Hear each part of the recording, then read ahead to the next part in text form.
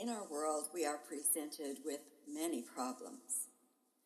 Albert Einstein gave great advice in this matter when he said, "Problems cannot be solved by the level of knowledge or awareness that created them. We have to get outside our box, and a mystic sees beyond the box to what has been hidden or forgotten." My name is Sharon Raji Maynard. It was curiosity that took me on a radical search for answers, and those answers came from ancient ones in spiritual worlds. Their knowledge foundations this podcast. Come as you are to see situations through my eyes as we sit together. Diversity is a natural condition within humanity, and hearing diversity expands our capacities and our awareness. Listen to a mystic's view to hear, to be enhanced, and to consider other possibilities. I welcome you to this week's journey. Thanks for coming along. Episode number 5, Why Women Lose the Fire of Their Passion. The torture that suppressed my grandmother's spiritual gifts happened generations before she immigrated to the United States from Europe in the 1800s. I don't have the stories of the witch hunts, the unspeakable horror my maternal ancestors experienced. The invaders and oppressors had already ripped their deep roots out of the earth. The invaders had already cut off their reach to the stars with sword, rope, and rape. With their entry into the United States in the early 1800s, my grandparents were encouraged to melt into America. Therefore, I do not know their prophetic stories. I don't know their village traditions. I did not inherit their deep earth roots. I don't even have their recipes. I don't know what my identity is as a European woman. And for most of my life, I did not question. I didn't ask, why is our food cooked without herbs? Why did my grandmother feel shame and hide her psychic visions? Why did my family align to a religion that made women subservient to men? And why did women accept being silently responsible for a male's success? And why was I discouraged from questioning or thinking?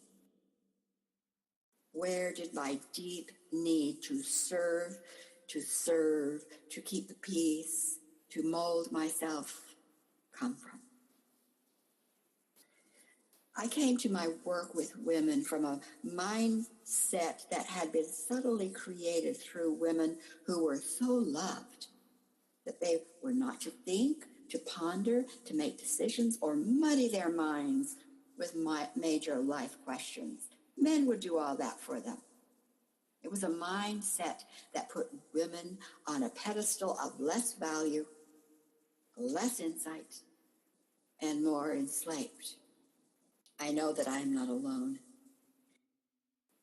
I look at the rising up of women in the United States today, January 2017. Women marches planned across the country, women taking the lead, women gathering to protect water, life, each other, and those they love.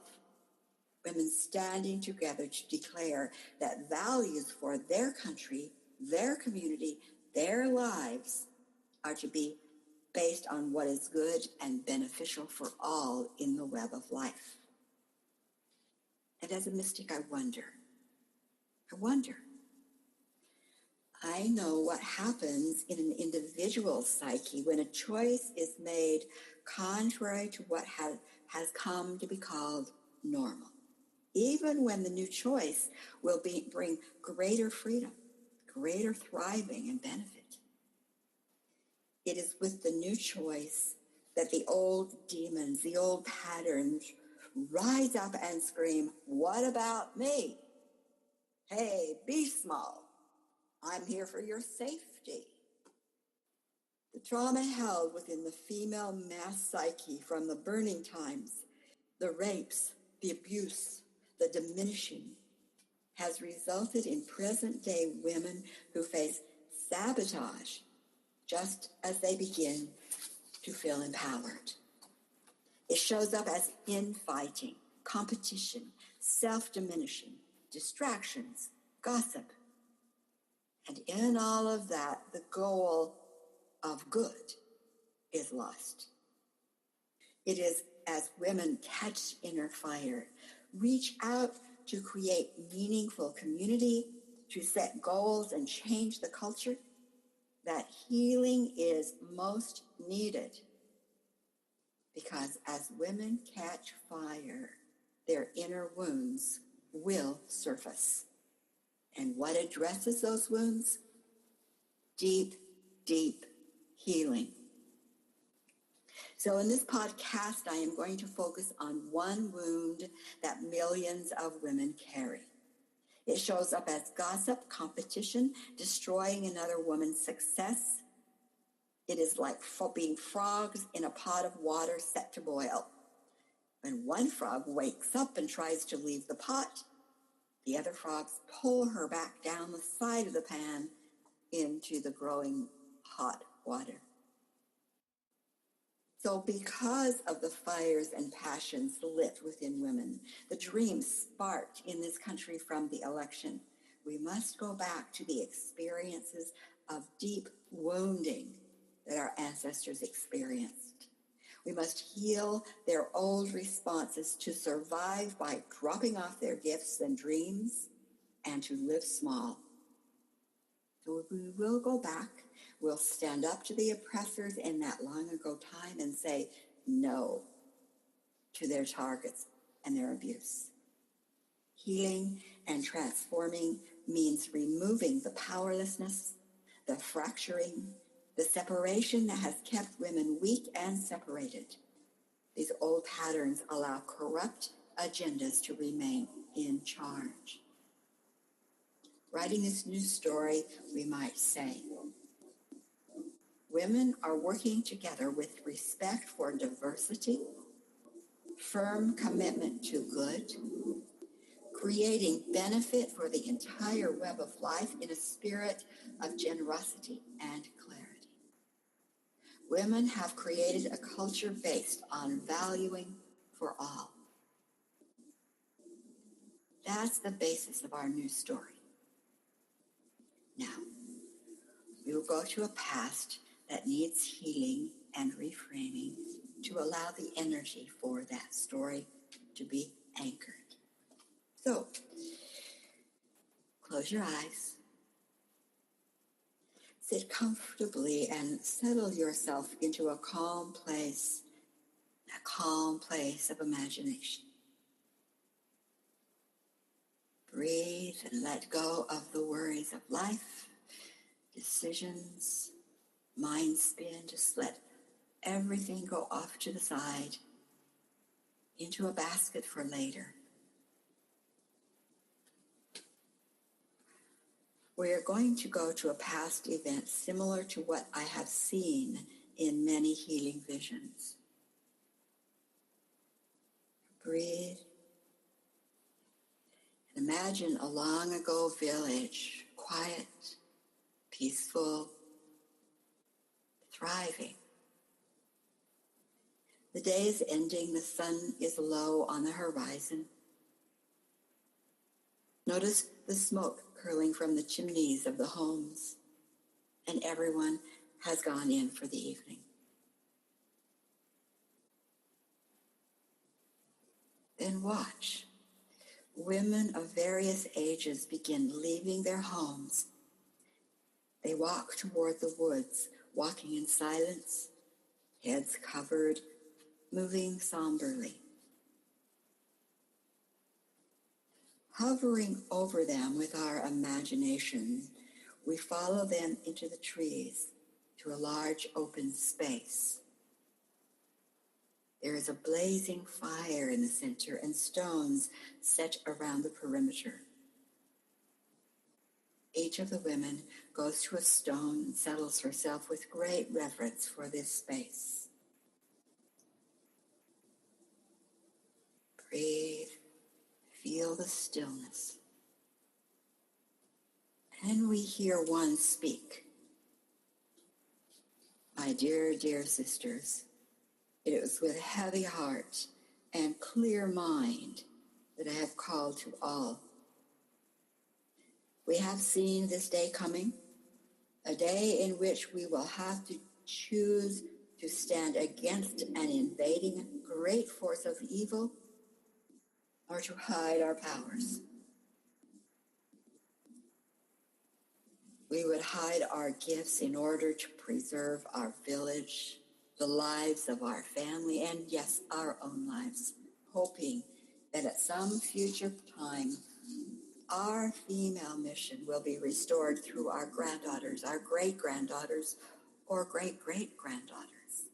We hold that they will be free to step back into the power we have known. Since the hums, the sighs, collective sobs, and then quiet settles. From our tally, we are in agreement that preserving our village and our maternal presence is preferable to the death of ourselves and many others. So I invite you all to come closer.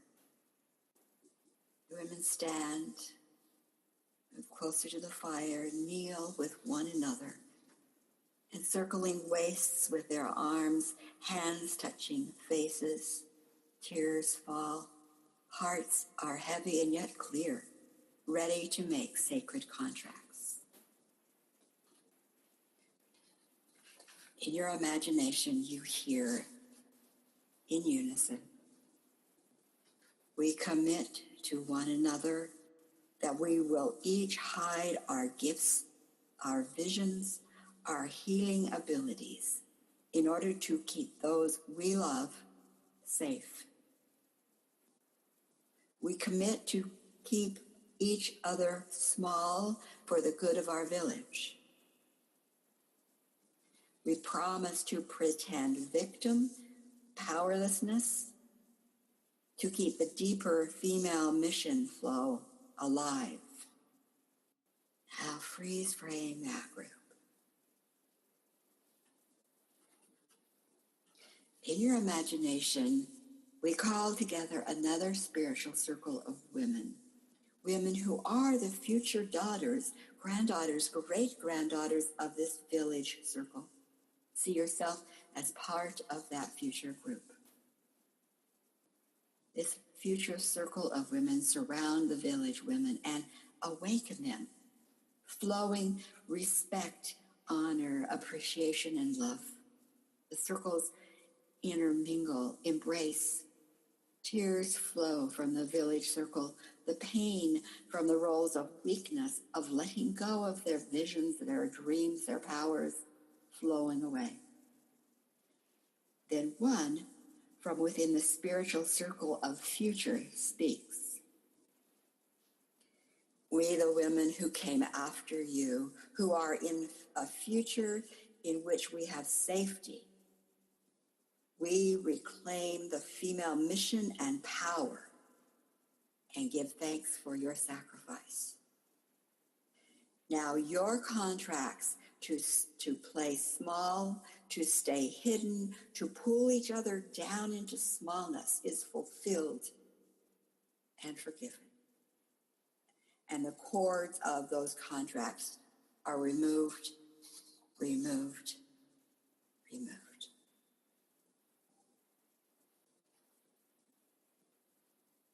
Watch in your imagination, see the powers of heaven lift the heaviness, dissipate the pains, restore the crowns. Hear these words echo among and through all women. Women gather and work together in total safety and divine intention to create cultures that bring benefit for the entire web of life. Women's generosity and clarity is based on valuing of all, and it is so. That new story imprint settles deep into the earth, It's a vibration, encircles you, it shakes those you love, it encircles this group of women, our country, the world, and in its powerful energy, the past reframes and creates a new energy platform for those women. And we watch as their inner fires reignites. Breathe. See those new vibrational corrections, clarity, renewal. Bring it into your body, your life, your world. See this circle. When they sense an energy that is inappropriate, they stand, they hold their arms high, and they say, back off. Not acceptable in our world.